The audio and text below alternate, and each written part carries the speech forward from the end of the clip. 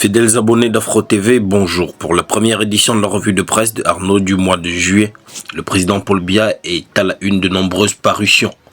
C'est le cas notamment de nouvelles expressions qui livrent en une la lettre ouverte d'un prêtre qui prie Biya de partir. L'homme de Dieu à l'archidiocèse de Douala se prosterne devant le locataire des Toudi afin qu'il annonce le plus tôt possible à la nation camerounaise qu'il n'est pas candidat à la prochaine élection présidentielle. En page 2 du journal, il en donne les raisons.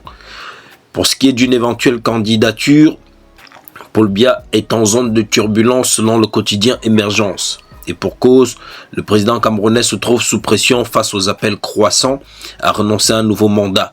Des pressions qui se font parfois sur fond de menaces, comme cela est démontré en page 5. Mais si jamais le président de la République actuelle se représente, le jour nous informe qu'il aura en face de lui un candidat sérieux, un homme d'expérience. Ce candidat, c'est Jacques Bouga Agbe, car l'ancien économiste au FMI veut challenger Paul Biya. Candidat à la présidentielle d'octobre 2025, le docteur en économie et ingénieur diplômé de l'école centrale de Paris mise sur une expérience de 20 ans comme économiste au Fonds monétaire international pour proposer aux Camerounais des solutions concrètes à leurs problèmes. Lisez en pages 4 et 5 les propositions de cet homme qui se livre dans une interview avec la rédaction de Le Jour.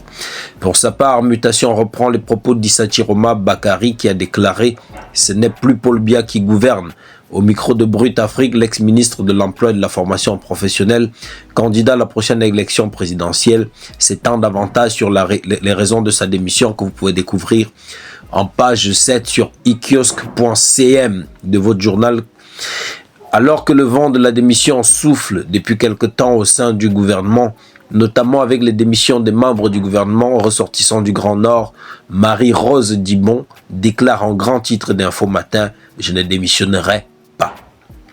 La secrétaire d'État auprès du MINDU, par ailleurs présidente nationale de l'organisation des femmes de l'UNDP, refuse de marcher sur les pas du président national Bello Bouba Maïgari, démissionnaire de l'équipe du Angoté 1. Le messager de ce 1er juillet a laissé le sujet de la politique à d'autres titrailles pour s'intéresser à la justice où se manifeste une urgence des États généraux. C'est l'avis du moins de maître Serge Bako-Atonien, avocat au barreau de Paris et du Cameroun, qui, très attaché à la consolidation de la démocratie par l'état de droit, déroule son projet pour le bâtonnat dont les élections sont prévues le 14 juillet. Dans Cameroun Tribune de ce matin, nous apprenons que l'action publique est tournée vers la bataille pour la croissance. Tout au moins, la question est au cœur du 14e salon de l'action gouvernementale ouvert hier à Yaoundé par le ministre de la Communication, porte-parole du gouvernement René Emmanuel Sadi. Il est question cette année de mettre en vitrine les interventions qui contribuent à produire davantage de richesses, créer l'emploi et promouvoir le Made in Cameroun. Lisez intégralement cet article en page 3 du quotidien Public. L'œil du Sahel dans son édition du jour a souhaité nous parler du soja. Ceci pour nous faire savoir que le Cameroun importe 80 000 tonnes par an malgré un riche potentiel. Le dossier complet sur le sujet se trouve en pages 6 et 7. Econews, dans sa parution de ce mardi, constate une inflation sous les 3% en zone CEMAC avant de se demander si la BEAC a-t-elle vraiment gagné la bataille.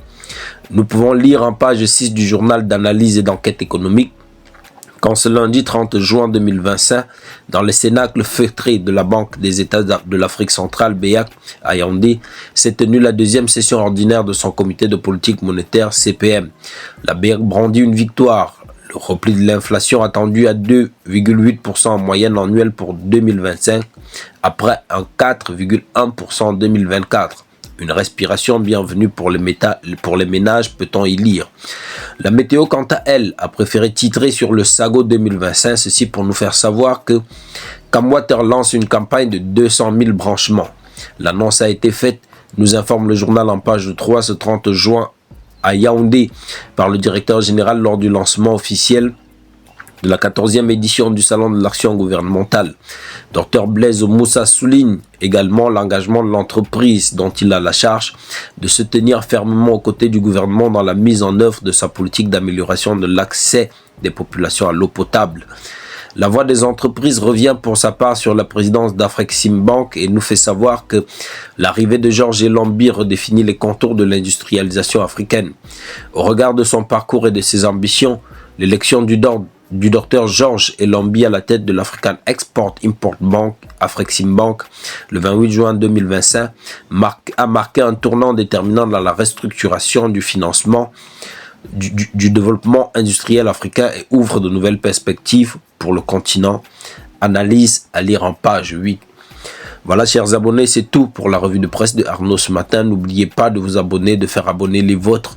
Surtout, likez, partagez. Aussi, sachez que vous pouvez lire l'ensemble de vos journaux sur www.ikiosque.cm. À demain